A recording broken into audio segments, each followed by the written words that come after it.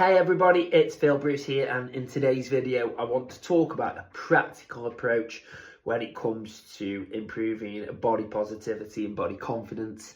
In the previous videos that we've done, we've talked about how it's not just a physical thing, it's a mental thing as well. We've talked about what body positivity and body confidence isn't, as well as what it is.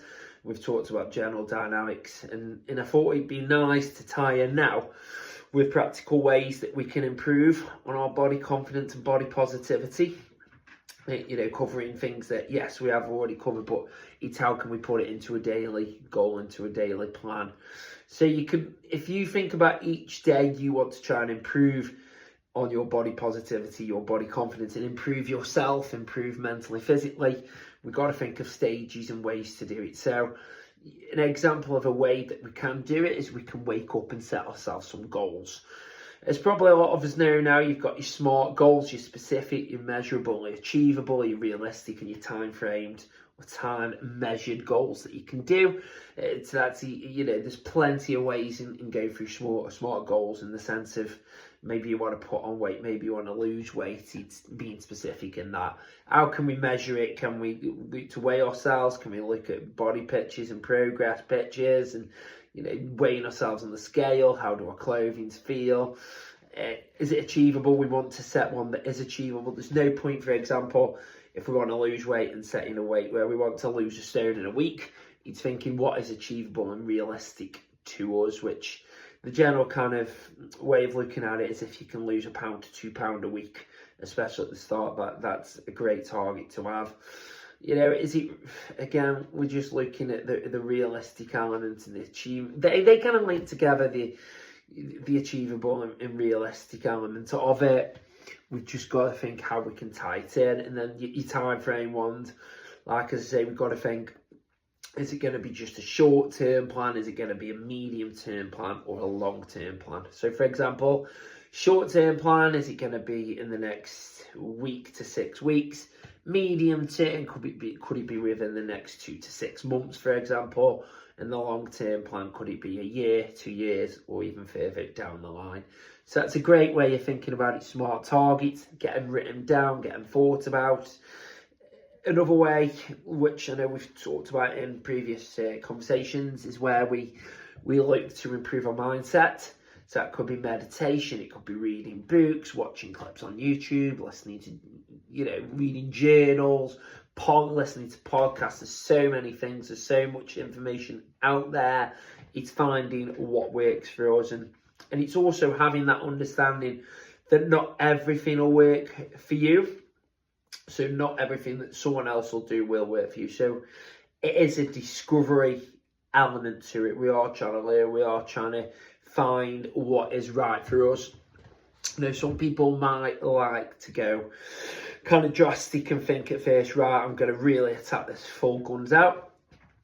Other people might think to themselves, do you know what, I prefer to dip my toe in and do a little bit and build it a little bit of time to make it more sustainable. So everyone's got their own ways, or there's exercises as well that some people can do. So exercises some people might not be able to do due to injury, or they haven't got the knowledge of it, so they want to look out and to learn, and they want to build that confidence in that way. So there's that element to it. I think the big important element is go out and do it. So in regards to training, exercise, go and do some training. Go and get yourself to the gym, go and have a run, go and have a swim, go and do an exercise class, or go for a bike ride, whatever it is. But I think you've got to find what you enjoy. The biggest thing I find with exercise instructing, with teaching personal training and that kind of work that I do, is it's making it fun for people. It's making it enjoyable, because if they enjoy it, they're more likely want to do it. And if they more likely want to do it, it becomes sustainable and it becomes a lifestyle rather than a chore. And rather than thinking, I've got to do it, you're getting a more chance of thinking, I want to do it. So that's really important. Also, when it comes to the practical element, some people might feel like they want to have a personal trainer or an exercise instructor. So if you feel like that's you, I'm sure there's plenty out there in your area. Just go on the internet, have a type in, see what gyms are around, see what trainers are around as well, and what classes are around. And it's a case of trial and error. So some people will like some classes or some personal trainers or some ways that people do it, and they might not like others. And it's not getting disheartened if you go to a session or you do something that you don't enjoy. It's actually taking the learning from it and thinking, right, okay, I don't enjoy that, and I've got my own reasons for it, and I kind of know that now, so it's got to try and find something else or someone else.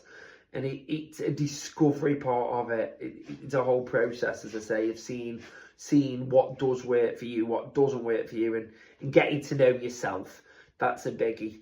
And I think, again, so if you're looking at other parts and aspects of it, when it comes to the practical ways of building body positivity and confidence, I think it's that kind of self-confidence in getting the fact that, for example, stand in front of a mirror, having a look at the body you've got. It might seem, or it might look, or might feel embarrassing to begin with, especially if you've not done it before, and you might think, well, what the hell am I doing? But by us seeing our body, by feeling and by kind of embracing it, that will help to make you more confident and self-assured and self-confident. And it's getting to the point, really have a look at that body and appreciate the body that you have got, appreciate what you've been given, and also think, right, okay, I'm looking at this, I want to improve on this element. So it might be, as I say, putting a bit more muscle on in this certain area, or it might be losing a bit of fat, or a bit of body fat in this area.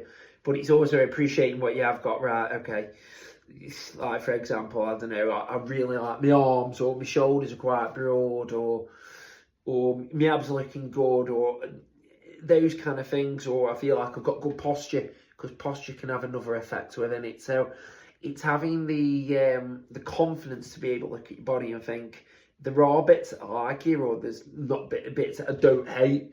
You know, that's a great step, a great practical step in helping the body positivity and body confidence. And I think another one that we can chuck in without chucking too much is getting enough sleep. Again, by getting enough sleep, by getting good levels of sleep and recovery within it, you feel better in yourself. You feel more rested mentally, physically. You just feel better. You wake up, you feel sharper. You're more likely to want to exercise. You're more likely wanting to eat right, which again, we'll cover a separate video based on nutrition. I'm just trying to give you some practical elements, as I say, on the whole kind of mental side and the physical side of body positivity and body confidence. We'll do a separate video for nutrition, because that's such an important element as well. But it's just trying to make sure that you get enough sleep. It's trying to make sure that you're sleeping consistently. Trying to go to bed and sleep at the same time, wake up at the same time, get a pattern, get a routine, because all of that put together will help. If you have slept well, you'll feel more likely to want to exercise and take part in becoming better and fitter and stronger and healthier. Whilst if you're feeling sluggish, if you're feeling knackered, you've not slept much at all, you're less likely to want to exercise and push yourself physically and mentally. So really get your sleep nailed, get your sleep kind of sorted. And you know, it's something that I know at a younger age, I've done it, I'm sure we've all done it, we kind of underestimate and push to a side. But as you get the experience, as you get older, and as you get more of an understanding, the kind of process of sleep and what it does, the benefits of it, and how you feel from it, it's so important. So try and get that nailed. But yeah, hope you've found that useful. A few practical tips for you, and a few practical ways that we can help to start increasing our body confidence and positivity. I will be putting another video on this week, as I say, talking about other subjects. I'll be linking to this because it is a big long-term picture and there's so many parts to it.